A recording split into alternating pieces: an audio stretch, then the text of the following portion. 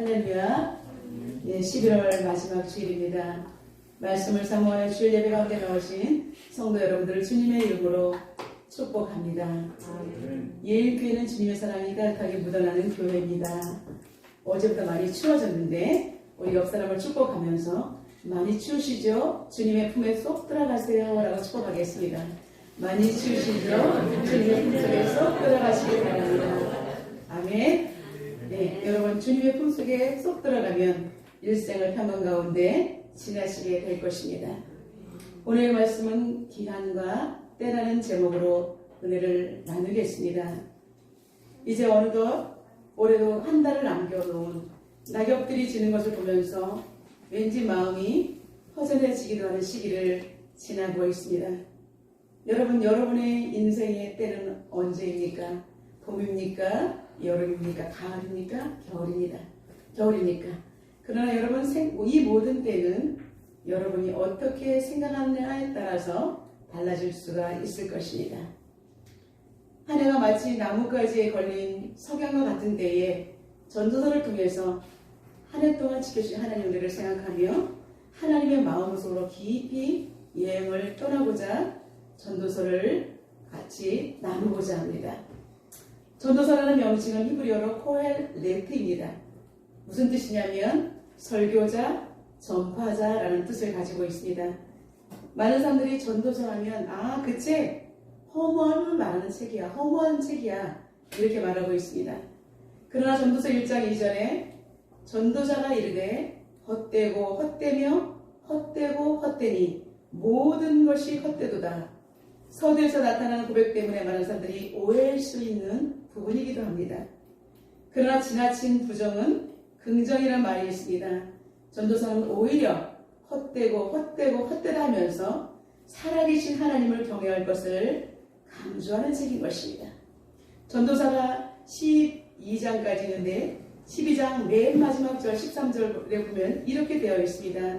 일의 결국을 다 들었으니 하나님을 경외하고 그의 명령을 지킬지어다. 이것이 모든 사람의 본분이니라 라고 결론을 내리고 있습니다. 오늘 본문에서 전도자는 일생 가운데 깊이 깨달은 것은 하나님을 경외하는 것이라는 것을 우리에게 일깨워 주고자 오늘 전도서를 기록한 것을 볼 수가 있습니다.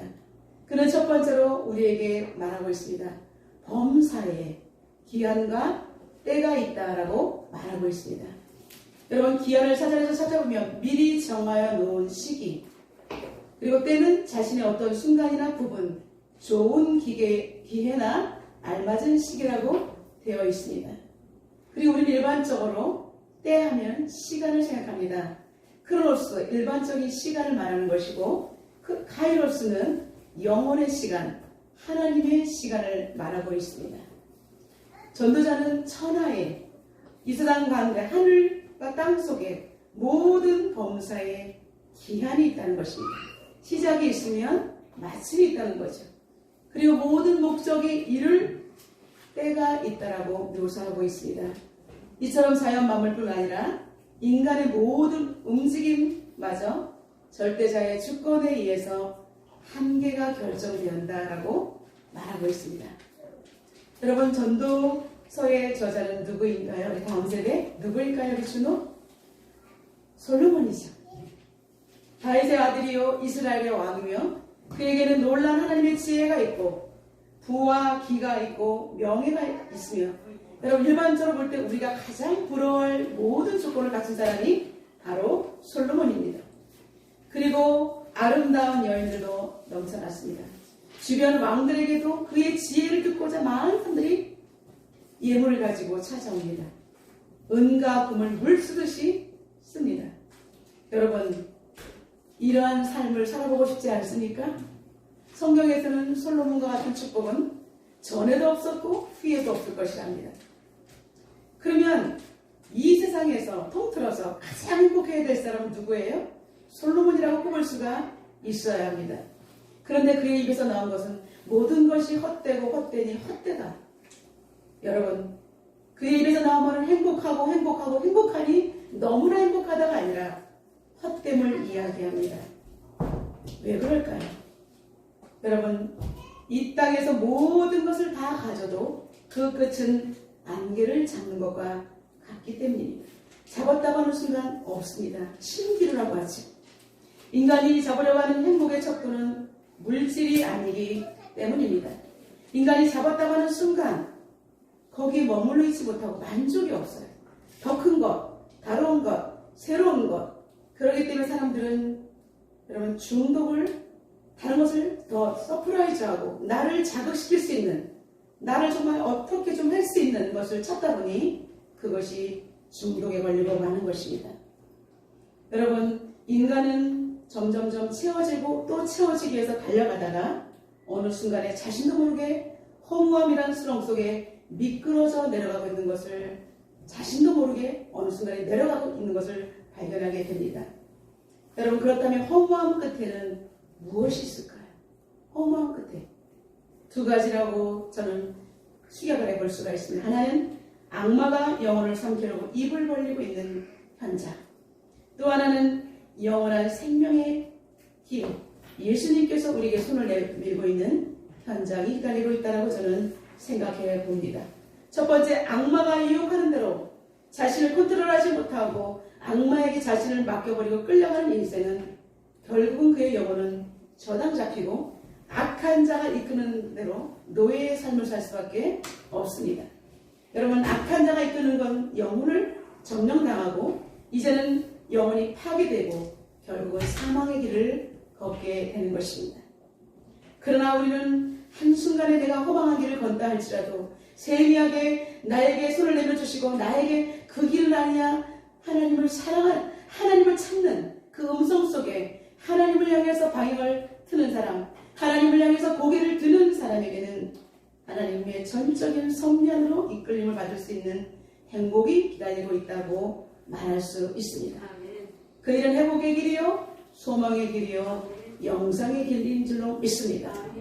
인간은 여러분, 우리가 다 어떻게 행복합니까? 일어나는 순간 허전하고, 일어나는 순간 왜 이렇게 내가 나이가 많이 먹었지? 어느 순간에 젊음이 지나가고 있지. 우리는 나도 모르게 이런 생각들이 치고 들어오기 때문에 여러분, 행복함이라는 생각보다는 이제 정말로 겨울이네. 때만 봐도 우리는 괜히 추운 것 같고 어떻게 올 겨울을 살아야 되지? 이런 생각이 드는 것이 우리 인간의 심리인 것입니다. 그렇기 때문에 우리는 그러면 어떻게 날마다 드는 이런 생각 속에서 허무한 길로 나가지 않고 생명의 길, 소망의 길로 갈 수가 있을까요? 솔로몬도 한때는 신실한 하나님의 사랑으로 참된 예배자의 삶을 살았습니다. 왕이 되자마자 그는 정말로 기브온 산당에 가서 1,000번째를 드렸어요. 여러분, 1,000마리의 그 재물을 잡아서 피 튀기면서 하나님 앞에 몇 날 며칠을 드렸을 때 어마어마한 작업과 수고가 들어가는 것입니다. 하나님을 예배하고자 그런 엄청난 노력과 감사가 동반되었기 때문에 하나님께서는 그의 마음과 정성을 보시고 그 밤에 그에게 찾아오셨습니다. 그래서 너무나 이뻐하시면서 내가 너에게 무엇을 줄까라고 물어보셨습니다. 여러분, 하나님을 향해서 정말 마음이 열렸던 솔로몬은 하나님 나 이것 주세요 저것 주세요 하지 않고 저는 아이와 같으니 백성의 마음을 잘 파악할 수 없습니다. 백성들의 마음을 잘 헤아릴 수 있는 그런 지혜를 주십시오라고 했을 때 하나님께서는 그것이 마음에 들어서 지혜도 주시고 그 나머지 인생에게 허락하신 모든 축복을 플러스로 안겨주셨습니다. 여러분, 이렇게 엄청난 축복, 성공자의 정말 반열에 우리 솔로몬은 들어섰습니다. 그런데 우리 인간은 항상 이것이 문제입니다. 축복의 자리, 높은 자리에 올라가 있으면 그 자리가 여러분 정상에 올라가 있을 때는 딱 밑에만 내려다보면서 만족을 못 느끼기 때문에 여러분 그때부터 문제가 생기는 것입니다. 저와 여러분은 지금은 정상 안에서 달려가고 있겠죠. 근데 우리가 잊어버리지 말아야 될 것은 정상에 올라갔다는 순간 우리는 내가 다 이뤘다가 아니라 오직 하나님을 바라봐야 될 줄로 믿습니다. 솔로몬은 어깨에 뽕이 점점 올라가고 이방 여인들이 시집을 오면서 가지고 온 우상 때문에 여러분 미친 것입니다. 하나님을 섬기던 그가 산당을 지어놓고 그곳에 가서 같이 제사를 지냈다는 너무나 안타까운 현상입니다. 여러분, 사람이 사회적으로 잘 나가면 이렇게 쉽게 타락하고 교만하게 되면서 일반적으로 멸망의 길을 달려가는 것이 있습니다. 여러분, 그래서 우리 성경에서는 다윗은 전심으로 하나님을 향한 사람이었다. 그리고 그의 아들 솔로몬은 반쪽짜리 신앙이었다. 여러분, 여기까지도 가슴이 쿵 떨어지죠? 그런데 여러분, 초대왕 사울은 배신이었습니다. 배신. 하나님을 버린 것이죠. 그래서 하나님께서 사울을 버리고 다윗을 세우신 것입니다. 여러분, 저와 여러분 지금 하나님을 섬기는데 여러분, 전심의 신앙이 되고 싶습니까? 반쪽짜리 신앙이 되고 싶습니까? 배신자가 되어서 멸망을 당하고 싶습니까? 여러분, 우리는 깊이 생각해 보아야 합니다. 솔로몬은, 많은 사람들이 이렇게 질문합니다. 솔로몬은 그러면 구원을 받았습니까? 라고 묻습니다. 여러분의 생각은 어때요? 솔로몬은 구원을 받은 것 같습니까? 어때요? 그러나 우리는 솔로몬이 말년에 회개하고 인간이 추구하는 모든 것은 다 허무함을 고백하면서 그는 다행히도 하나님께 돌이켰다라고 생각합니다. 전도서를 통한 그의 고백은 인생의 주인이신 하나님, 역사와 사회의 주체자이신 하나님을 발견한 그 이후 그의 심오한 인생의 철학들이 녹아져 있음을 발견하게 됩니다. 오늘 본문 1절부터 8절까지는 자세하게 때에 대해서 14가지 짝이 맞추면서 기록되어 있습니다. 8절까지 너무 기니까 우리는 1절부터 3절까지만 한번 읽어보겠습니다.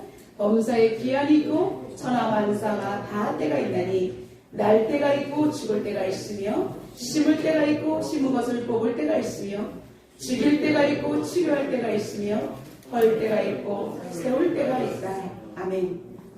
여러분, 솔로몬은 자신의 인생을 살아보면서 인간이 할 수 있는 것과 할 수 없는 것, 이것들을 짝을 맞춰가면서 그렇게 하나님 앞에서 고백하고 있는 것입니다. 우리 인간은 연약하여 한치 앞을 알 수가 없습니다. 그래서 이 땅에 일어나는 것들이 내가 열심히 노력하면 될 것이라고 생각하지만 모든 사건이 하나님의 계획하심이고 하나님의 전적인 놀라운 하나님의 시간표 속에서 이루어지고 있다는 것을 우리는 알아야 합니다. 우리는 인간의 시계는 알면서 하나님의 시간표가 돌아가고 있다는 것은 깨닫지 못합니다. 인간의 시간은 내가 그래서 결정하고 노력하는데 안 되면 실망합니다. 여러분, 인간의 실망할 때 하나님의 시간표는 여러분 실망이 아니라 성공일 수 있습니다. 우리는 신앙생활하는 우리는 내 때와 하나님의 때가 어긋난다고 해서 여기에서 실망할 필요는 없는 것입니다. 그럼 우리는 어떻게 해야 돼요? 하나님의 시간표가 이를 때까지 우리는 하나님의 음성을 들으며 하나님 앞에 물어보며 나아가야 하는 것입니다. 하나님께서는 우리에게 에덴 동산을 만들어 놓으시고 우리를 부르셨어요. 동산의 모든 것을 관리하도록 우리를 부르셨다는 것입니다. 여러분, 이 땅 가운데 우리는 열심히 일을 하면서 지금도 우리는 사명자의 삶으로 살아가도록 부름을 받았다는 사실입니다. 그냥 밥 먹고 살아가는 것, 우리는 할 수 있어요. 이것도 뒤에 보면 하나님께서 선물이라고 말씀하셨죠.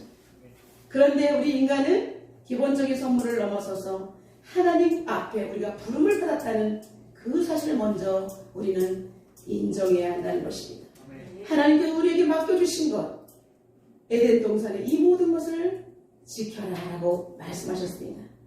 여러분, 우리는 행복을 찾는 것, 그리고 내 때는 뭐냐면 하나님, 창조주 하나님 앞에서 나의 일을 발견하고 하나님께서 주어진 일을 하라고 명령하실 때 그 음성대로 행할 수 있는 그 자리에 서 있는 것이 굉장히 행복한 때라는 것입니다.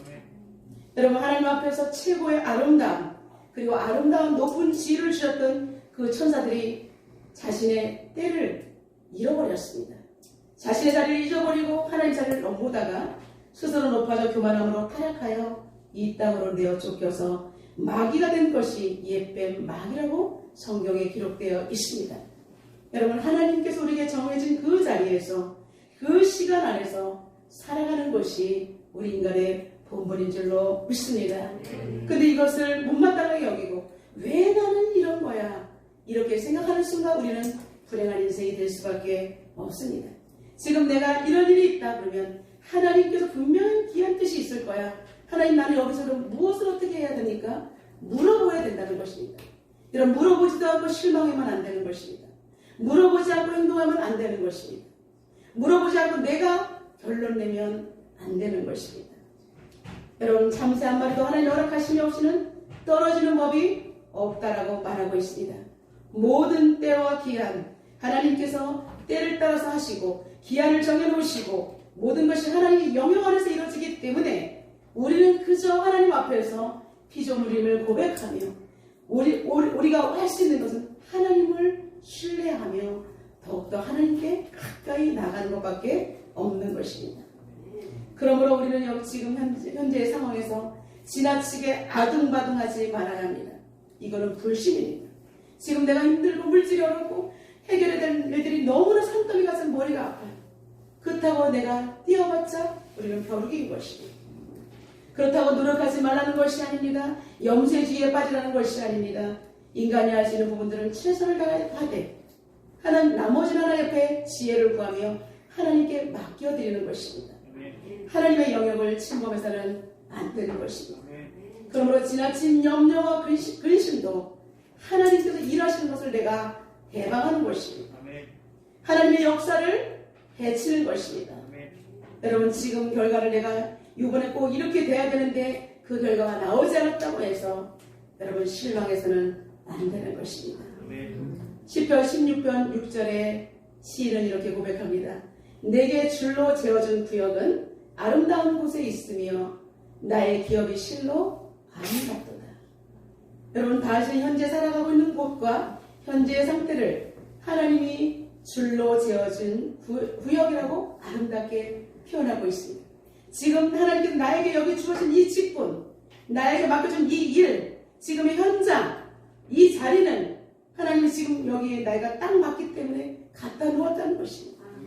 그래서 우리는 이 자리에서 내가 이 역할을 감당해야 된다. 나 이거 싫고 다른 거 멀리만 바라보면 여러분 허무가 찾아옵니다. 이게 왜 안 돼? 나는 실패자고 나는 되는 것도 없고 남을 넘보다 보니 남들은 잘 나가는 것 같고 나는 안 되는 것 같고 남의 손에 있는 떡은 엄청 크고 나는 말라 비틀어진 떡 같고 먹을 수 없는 것 같다. 이런 생각 때문에 사람들은 실망하고 낙심하고 좌절하는 것입니다. 다윗은 최고의 고통 속에서 이렇게 시편 16편 6절을 고백한 것입니다.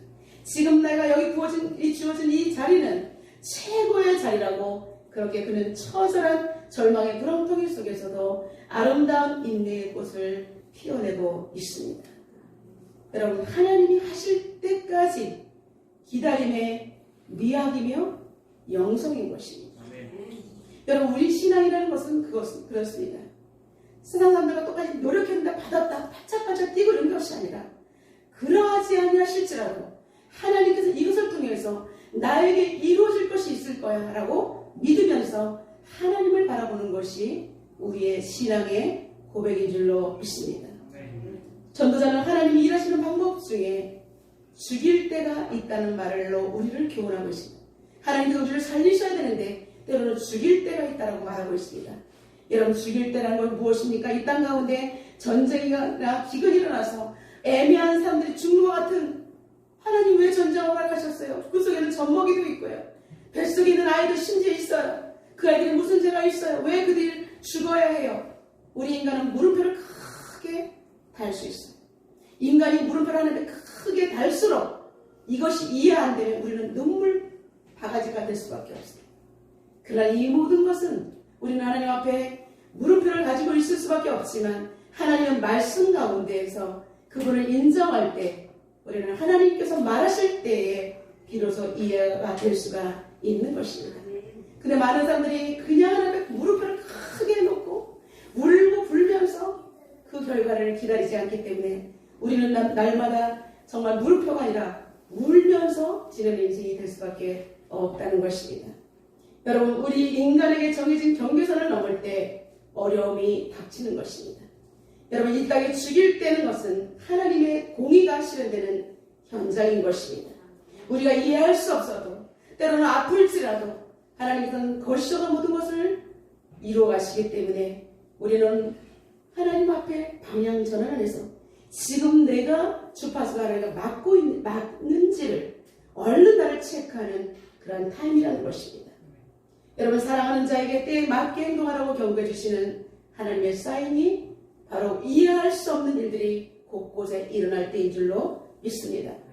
그 사인을 알아차리고 회개하고 돌이키는 자에게는 우리 하나님께서 아픈 상처를 싸매어 주시고 다시 보듬어 주심으로 한없는 당신의 사랑을 보여주시는 사랑의 하나님을 우리가 이해할 수 있는 것입니다. 그렇다면 우리는 인생 가운데 이러한 일들을 겪게 하시는 것일까요? 10절에 답이 나와 있습니다. 하나님이 인생들에게 노고를 주사 애쓰게 하신 것을 내가 보았노라. 여러분, 우리 인간의 삶이 노고의 삶이라고 말하고 있습니다. 애쓰는 삶이라고 말하고 있습니다. 우리는 착각합니다. 나의 삶은 행복한 삶이야. 근데 하나님께서 이 땅의 삶은 인생들에게 노고를 주사 애쓰게 하는 것을 내가 보았다라고 전도자가 고백하고 있습니다. 하나님께서 우리 인간들에게 여러 가지 고난과 인내할 수 있는 일들이, 수고할 수 있는 일들이 생기는 이것은 하나님이 인간에게 무엇을 해야 하는지를 깨닫게 하는 하나님의 시간표가 작동되는 때인 것입니다. 문제를 만날 때 우리는 생각을 합니다. 이 문제를 어떻게 해야지? 해결점을 찾게 되는 것입니다. 그러면서 고민합니다. 사람들에게 조언을 구하기도 합니다. 여러분, 하나님이 우리에게 유일하게 주신 것은 뭐예요? 고민할 수 있고 생각할 수 있고 이해하려고 애쓰는 것입니다. 그런데 인간이 결론을 내버리면 그것은 연결되지 않으면 불행하다고 생각하는 것입니다. 그렇기 때문에 우리는 하나님 앞에서 정말로 우리는 하나님은 과거를 돌아보고 현재 속에서 미래를 연결할 수 있는 그런 힘을 하나님은 길러주시고 이 속에서 해결하고자 하나님을 찾도록 우리에게 하나님께서 노고를 주셨다는 것입니다. 여러분, 하나님을 찾는 것, 이 방법을 통해서 하나님을 찾아가는 것도 인간에게는 애쓰는 노고인 줄로 믿습니다. 여러분, 우리 인생은 노고라고 해서 막 힘들고 한 것이 아니라 이거를 해결하면서 아픔을 통해서 성숙해지는 하나님의 놀라운 방법이 있다는 것입니다. 여러분, 하나님께서 이제 우리에게 두 번째는 영혼을 사모하는 마음을 주셨다라고 전도자는 고백합니다. 11절 다 같이 읽어보겠습니다. 하나님이 모든 것을 지으시되 때를 따라 아름답게 하셨고 사람들에게는 영혼을 사모하는 마음을 주셨느니라. 그러나 하나님이 하시는 일의 시종을 사람으로 측량할 수 없게 하셨도다. 아멘. 여러분, 인간에게 하나님의 형상을 주시고 하나님의 지혜를 주셨어요. 그래서 인간은 정말로 사모하는 마음도 주시고 영혼을 사모하는, 여러분 뭐예요? 인간은 과거, 현재, 미래를 돌아보면서 그 이상의 세계까지도 막 날개를 펼쳐갑니다. 그런데 우리 인간은 유일하게 동물보다는 훨씬 고등적으로 생각할 수 있습니다. 그런데 하나님께서는 일의 시종을 사람으로 측량할 수 없다는, 인간은 생각할 수 있어요. 그런데 하나님께서는 한계를 정해놓으셔서 인간에게 완전한 것을 다 측량할 수 없도록 하셨다는 것입니다. 이것은 뭐예요? 하나님께서 우리에게 제한점을 주신 것입니다. 우리 인간에게 이런 제한점을 주신 것은 하나님의 은혜이고 사랑인 줄로 믿습니다. 영혼을 사랑하는 것을 주셨어요. 사모해요. 그래, 열심히 노력해서 그 다음 단계로 나갈 수 있다. 우리 하나님을 정말 믿어보자.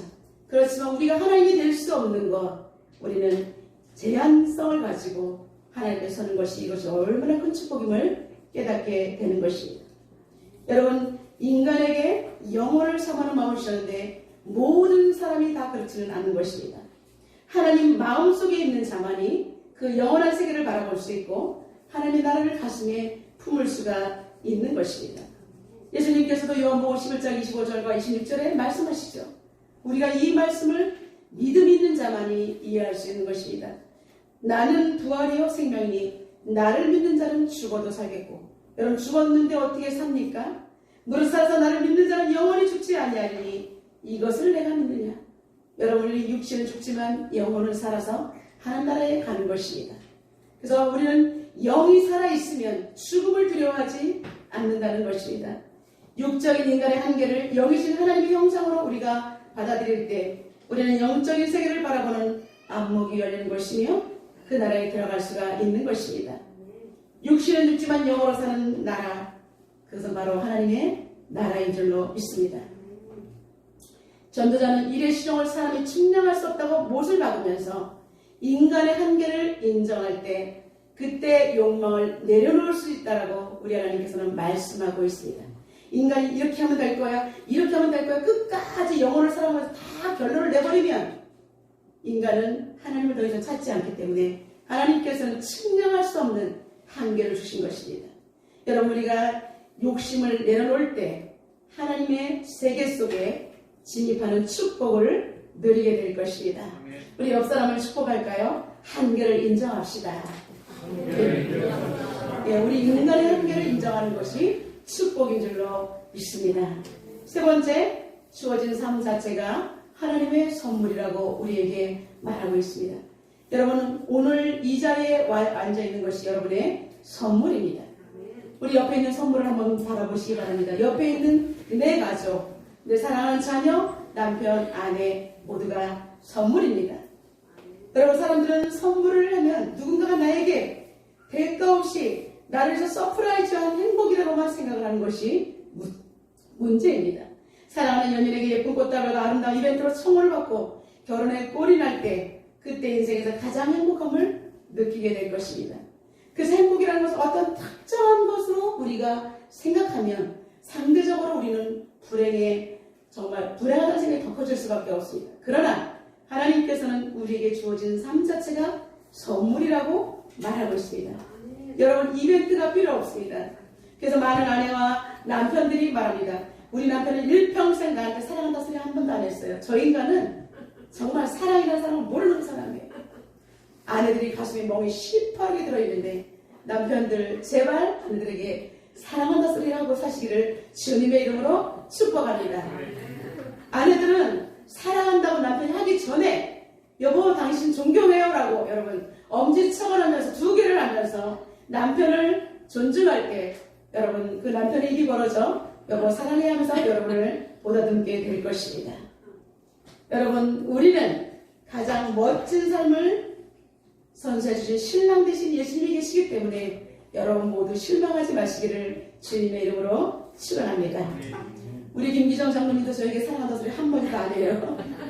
그러나 저는 신랑 되신 예수님께 그렇게 날마다 고백하며 그렇게 사랑을 누리고 있습니다.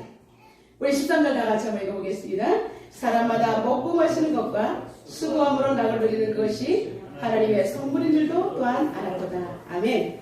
여러분, 호흡하며 사는 현재의 삶이 최고의 선물입니다. 우리는 하나님 말씀을 묵상할 때 하나님께서 어느 날 단어를 주실 때가 있죠.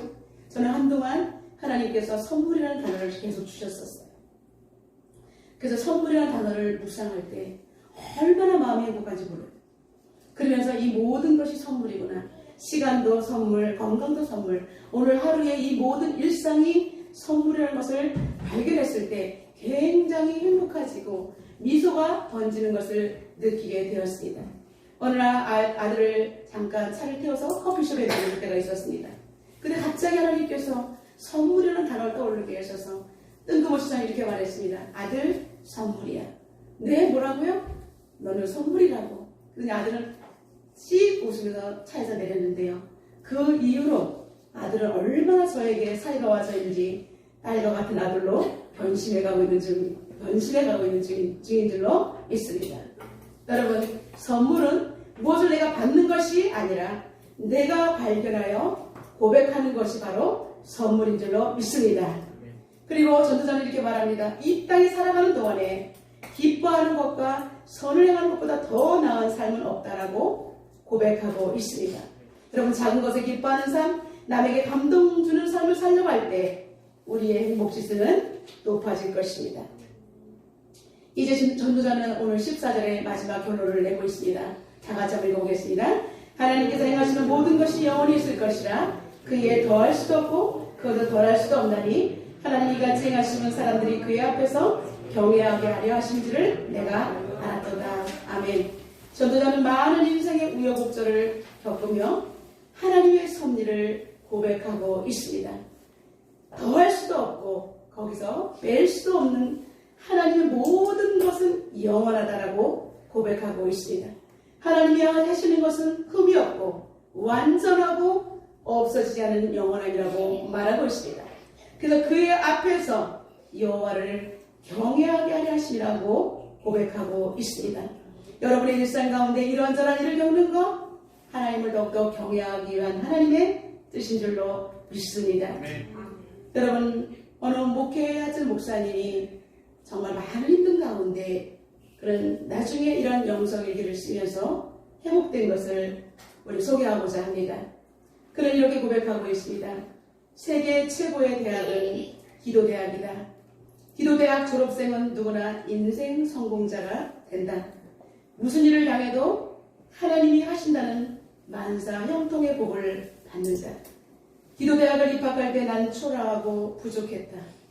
그런데 기도대학을 졸업하고 나서는 나는 너무나 달라졌다. 고침마다 빚어져서 새 사람이 되었다. 기도대학 입학 전 내 모습과 후의 내 모습은 정말로 다르다. 기도대학 입학 전에 가지고 있던 모든 문제가 기도대학 졸업 후에 다 해결되었다. 그리고 지금 이렇게 하나님의 축복을 받으며 살아가고 있다. 기도대학 졸업 후에는 대학에서 배운 대로 더 기도하게 하신 하나님께 감사드렸다. 기도 없이 내가 할 수 있는 것이 무엇이란 말인가? 만일 내가 기도대학을 졸업하지 못했다면 어떻게 되었을까? 상상하기 민망할 정도이다. 기도대학이 쓰러진 나를 세웠고 무너진 나를 세웠다. 기도대학이 완전히 나를 새 사람으로 만든 것이다. 사랑하는 성도 여러분, 오늘도 우리는 귀한 말씀을 받고 세상으로 파송됩니다. 우리는 매주 하나님의 말씀을 받았는데 길어 흘려버리면 아무런 소용이 없는 것입니다. 하나님께서 나에게 꼭 집어서 주신 이 말씀, 여러분 오늘 이 순간부터 우리는 가슴에 새겨서 하나님 앞에 말씀 붙들고 살아내는 것이 우리의 귀한 사명인 줄로 믿습니다. 우리는 하나님 말씀을 압니다. 지금부터 여러분이 파송될 현장은 온통 어둠이 훨씬 많습니다. 그 속에서 우리의 다음 세대들, 아직까지 인생의 연륜도 부족하고 그리고 하나님의 뜻을 구하기도 아직까지는 부족한 젊은 세대들이 아파하고 있습니다. 젊은이들이 고통 가운데 신음하고 있습니다. 허무함으로 쉽게 내달리는 젊은 세대들이 갈등과 고통 속에서 신음하고 있을 때 여러분, 저와 여러분 하나님께서 부름을 우리에게 하나님께서 우리를 불러주시지 않았습니까? 그렇다면 우리는 그들에게 나가서 접촉점을 가지고 그들에게 내가 깨달은 만큼의 답을 주어야 하는 사명이 있는 것입니다. 여러분 어떻게 허무함으로 내달리는 그들에게 여러분 감히 어떻게 답을 줄 수 있을까요? 우리는 알 수 없습니다. 나는 불안정하기 때문에. 그러나 여러분 우리 속에서 역사하시는 그리고 내가 영혼을 사모하는 하나님의 향한 그 영성이 하나가 된다면 우리는 다른 아파하는 세대를 향해서 손을 내밀 수가 있는 것입니다. 그들을 살릴 수 있는 길은 오직 예수 그리스도 복음의 길밖에 없기 때문입니다. 그래서 우리는 포도나무 예수 그리스도 안에 우리는 잘 붙어 있어서 깊게 뿌리를 내리고 그리고 하나님이 허락한 때에 내가 파송된 현장 가운데 그리스도인으로 잘 살아내기를 주님의 이름으로 축원합니다. 그리고 하나님이 주신 시간표 안에서 내가 내 시간표대로 사는 것이 아니라 하나님의 시간표대로 지각하지 말고 그 코스대로 정확하게 여러분 하나님의 시간표 안에서 우리가 활동하시기를 주님의 이름으로 축원합니다. 그래서 모든 세대와 계층들이 우리의 모습을 통해서 도전받고 예수 안에서 구원의 기쁨을 노래할 수 있도록 여러분의 기도의 두 손이 들려있기를 주님의 이름으로 축복합니다. 그리고 아주 작은 일에도 하나님의 뜻과 섭리를 발견하며 우리의 일상이 그분의 선물임을 기뻐하는 하나님의 사람 예일공동체가 되시기를 주님의 이름으로 축복합니다.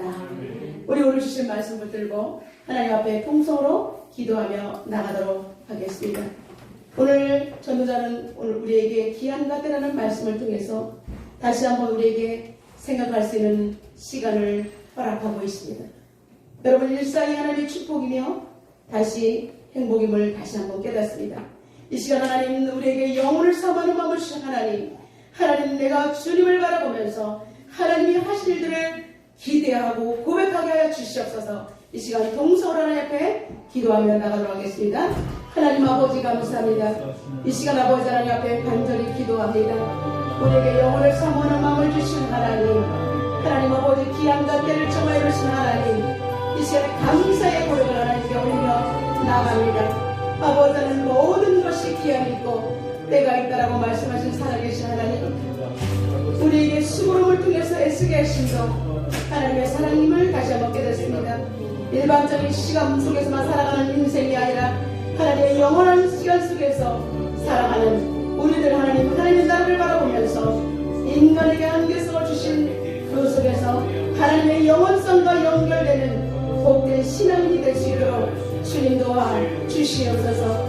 하나님 일반적인 하나님 아버지 사람들이 성공하고 달려다 만족을 얻지 못하면 쉽게 허무와 불안감에 빠지는 것이 아니라 이제 하나님이 주어진 것이 하나님은 내게 주어진 구역이며 지금 내가 이 자리가 하나님 나에게 아버지의 사명을 주신 자리이며 지금 내가 이때 이것을 내가 해게 될 것을 알고 하나님 앞에 기도하면서 하나님의 영원성 안에서 해결받을 수 있도록 주님 도와주시옵소서. 그렇게 하나님의 때와 하나님의 경계를 알면 우리는 모든 일상의 행복이며 이 모든 것이 선물임을 알게 됩니다. 하나님 아버지, 우리는 외부의 상황 속에서 선물만 받으려고 했던 이것을 내려놓게 하시고 내가 사람들을 즐거움게 하는 일, 그리고 사람들을 복되게 하는 일이 하나님 앞에 포성되어서 나의 삶의 영역 속에서 하나님 그리스도인으로 살아갈 수 있도록 축복하여 주시옵소서. 이제 11월의 끝자락에서 하나님 아버지 인생의 허무함 속에 살아가는 그들에게 다시 한번 예수 그리스도의 생명력을 선물할 수 있도록 주님 도와주시옵소서. 주님이 허락하신 때를 놓치지 않고 주님의 영광을 위해서 살아가는 거룩한 몸부림이 지속될 수 있도록 하나님 도와주시옵소서. 오 하나님, 우리에게 믿음을 주시옵소서.